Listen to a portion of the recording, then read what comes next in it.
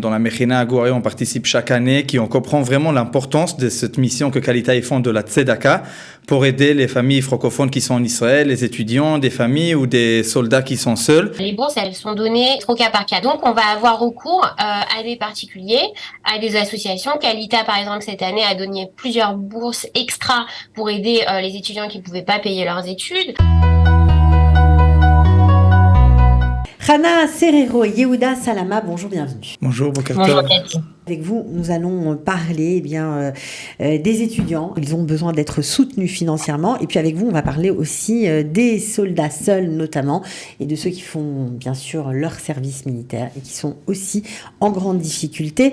Chana, vous qui êtes directrice pédagogique du campus francophone de Netanya, comment vous les aidez, comment vous aidez à surmonter ces difficultés concrètement? Au collège académique de Netanya, on a affaire à différents profil d'étudiants et déjà la problématique de l'étudiant Olé Hadash, même celui qui est déjà depuis plusieurs années en Israël, elle est difficile parce que les études en Israël ça coûte cher, donc il doit allier en même temps ses études et le coût de la vie et payer ses études et etc. Donc il fait en même temps des tas de petits boulots. Donc nous on a créé ici une structure qui est unique en Israël, qui est francophone et qui donne d'abord un soutien financier. Donc on a les bourses du campus francophone qui sont des bourses sur critères socio-économiques qui peuvent aller entre 6 000 et 12 000 shekels. Et puis quand on a des cas vraiment particuliers, donc pour te donner des chiffres, Cathy, on a 150 étudiants francophones sur le campus cette année, on a 80 boursiers. Et ils reçoivent la bourse du campus francophone. Quand on a des cas particuliers, on va avoir les bourses, elles sont données, ça va être au cas par cas. Donc les étudiants viennent, nous font confiance, nous racontent leur vie. On a des cas où les parents sont divorcés, on a des enfants qui ont dans la famille des frères et sœurs handicapés, par exemple. On a des élèves qui participent à leur au coût de la vie de leur famille, c'est-à-dire qu'ils travaillent et qui donnent l'argent à leurs parents pour les aider. C'est-à-dire que non seulement ils travaillent pour payer leurs études, mais en plus ils sont obligés de soutenir leurs parents. Comme ça. Tout à fait. C'est incroyable. Ils font des mahamatim gdolim. Et donc, on va avoir recours à des particuliers, à des associations. Kalita, par exemple, cette année, a donné plusieurs bourses extra pour aider les étudiants qui ne pouvaient pas payer leurs études. Le Bnei Brit aussi régulièrement nous aide. Et puis, on a aussi quelque chose de spécial, c'est que chaque mois, on organise des événements culturels qui sont ouverts à toute la population. Et les gens viennent, payent leur place et l'argent est directement reversé aux étudiants.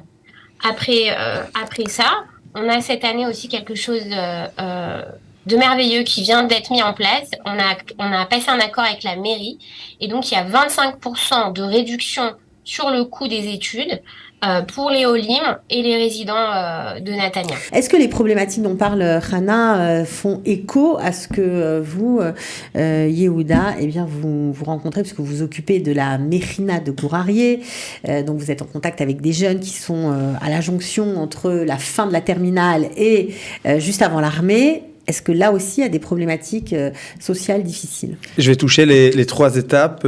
C'est avant l'armée, pendant le service militaire et après l'armée. Alors avant l'armée, pour des jeunes que des fois ils veulent faire de programmes de préparation à l'armée pour venir beaucoup plus prêts. Alors des fois, les familles ne peuvent pas payer les frais de la Mechina et dans ce cas-là, vraiment, Kalita nous aide et donne des bourses et d'autres organisent aussi pour aider les jeunes à faire un meilleur service militaire et leur payer la Mechina pendant le service militaire pour un soldat seul et qui n'a pas forcément sa famille ici.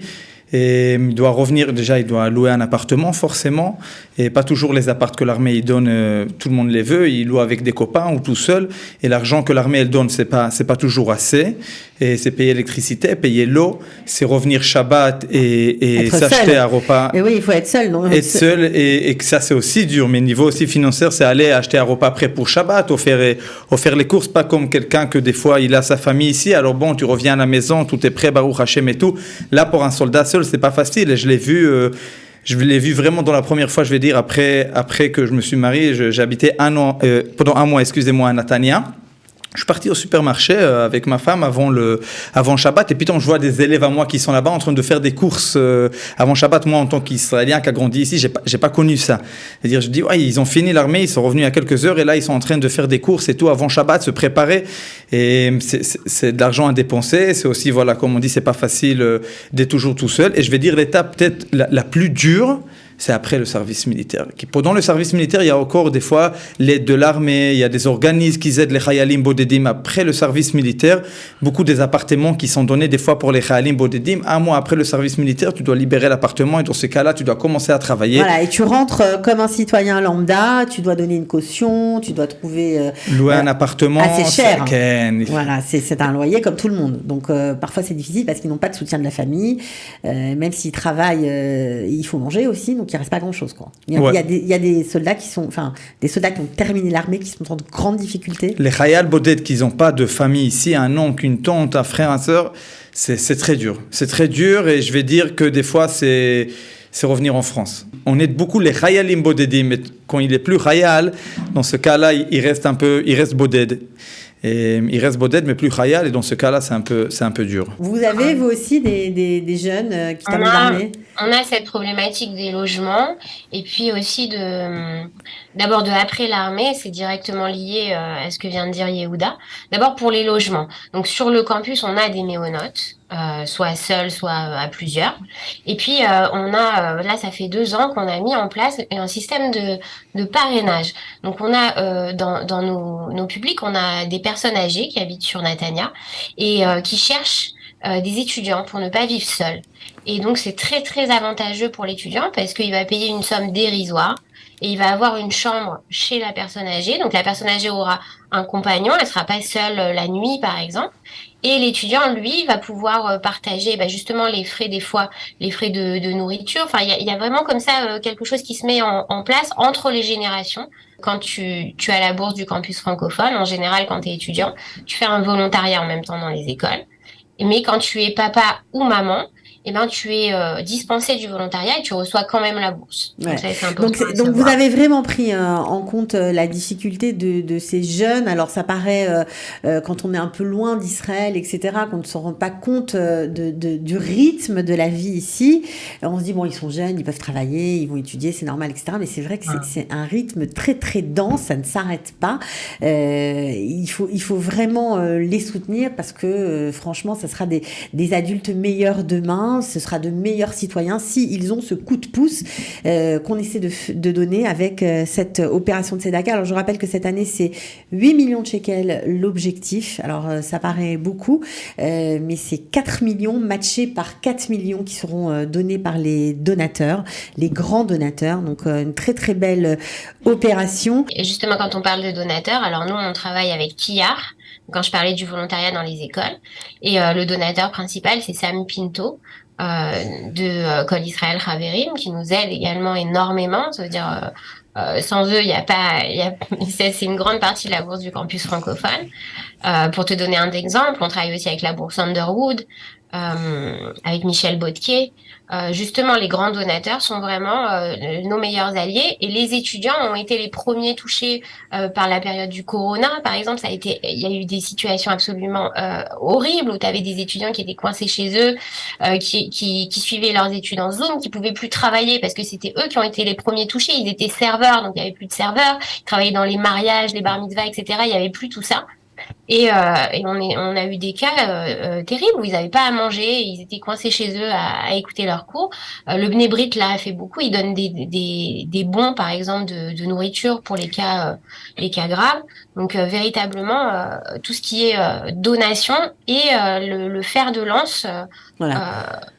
Pour les jeunes. Dans la Mechina Agouré, on participe chaque année, on comprend vraiment l'importance de cette mission que Kalitaï font de la Tzedaka pour aider les familles francophones qui sont en Israël, les étudiants, des familles ou des soldats qui sont seuls. Et chaque année, on est assis tous ensemble et on essaye de faire le maximum et de passer le record de l'année d'avant, qui pour les jeunes, c'est vraiment important de aider d'autres familles qui, comme vous avez dit, et si on va l'aider, il va être plus concentré dans ses études, plus concentré dans qu'est-ce qu'il faut. Et il va pas avoir des soucis quand il est à l'armée maintenant. Et sa mission, c'est de garder le pays. Il va pas réfléchir dans sa tête que j'ai pas assez d'argent à la banque, qu'est-ce que je fais le week-end, où je passe Shabbat et des sortes de choses comme ça. C'est dur d'être dans la boue, de s'entraîner, de donner toute sa force physique, parce que ce sont des entraînements très difficiles. Ils sont levés à 5h du matin, ils finissent à 11h du soir, ils n'ont pas de téléphone, ils sont vraiment concentrés à fond, et avoir un coin de sa tête où on se dit, mon banquier va m'appeler, il va me chercher, je vais pas répondre, je suis en minus, ça va être la catastrophe, il va me rejeter mes chèques, il va me couper ma carte bleue. Enfin, ça met une grande tension dans la vie, que ce soit pour les étudiants ou pour les soldats seuls. Et ça, c'est quelque chose qu'on peut éviter. Le fait que papa, maman sont pas là, et le fait qu'il y a déjà cette difficulté. Mais si on rajoute une difficulté financière, que je pense que grâce à la tzedaka, c'est quelque chose que si chacun il aide, alors on peut les aider. Et au moins, dans ce cadre-là, on peut les mettre la situation plus en calme. La question financière, elle ronge de l'intérieur. On a, par exemple, il faut savoir, c'est important pour les étudiants, il y a quelque chose qui s'appelle le Keren Sahal. C'est le crédit étudiant qui est sans ribit, sans intérêt. Sans intérêt. Merci, sans intérêt. Et c'est vraiment, vraiment avantageux parce qu'ils vont payer 200, 300 shekels par mois et ils vont pouvoir s'en sortir comme ça. Alors, il faut comprendre justement que tous les dons que vous allez faire, que tout ce qui va rentrer, on va dire, dans la cagnotte d'Israël Tzedaka Baïkalita est redistribué aux associations dont vous avez parlé, tous les deux, qui sont comme ça soutenus grâce à vos dons toute l'année et qui peuvent bien sûr aller directement aux étudiants ou aux soldats, par exemple, dans ce cas-là, puisque c'est de ça qu'on parle aujourd'hui avec vous, lorsqu'ils en ont besoin. Donc 1200 familles d'Olim francophones, d'immigrants francophones ont été aidés l'an dernier. On espère que cette année, le nombre sera encore plus important, que la collecte sera vraiment efficace. Je rappelle cette très belle phrase d'Emmanuel Lévinas: le moi devant autrui est infiniment responsable. Donc voilà, j'espère que chacun aujourd'hui prendra sa responsabilité. Ça vous plaît ça, Hana Serrero? Vous connaissez bien Lévinas? Ça me parle un petit peu. Oui, parce qu'elle est prof. Mais c'est important cette responsabilité. Et d'ailleurs, c'est pour ça que le soutien aux jeunes, aux LIM, pour leur donner la meilleure base pour pouvoir ensuite grandir et se développer et être partie prenante de la vie israélienne. En plus du soutien financier, c'est toute cette m'a été faite cette enveloppe, c'est-à-dire qu'ils ont l'impression d'être encadrés, d'avoir des grands frères, des grandes sœurs, des parents d'adoption sur place qui les accueillent, qui les suivent. Voilà, puis le sentiment de ne pas être seul, c'est tout, le sentiment d'être soutenu, qu'on est tous une grande famille. Bon, je rappelle que Hana est aussi prof de philo, donc c'est pour ça qu'elle a bien aimé la citation. Donc merci d'avoir été avec nous tous les deux, et puis j'espère que vous serez avec nous pour cette campagne. Le 5 mars 2023, cette grande journée, ce grand élan de solidarité pour aider les nouveaux immigrants, même les anciens. Parfois, ils en ont aussi besoin, francophones en Israël. Merci. Merci, bonne journée. Merci, Yehuda.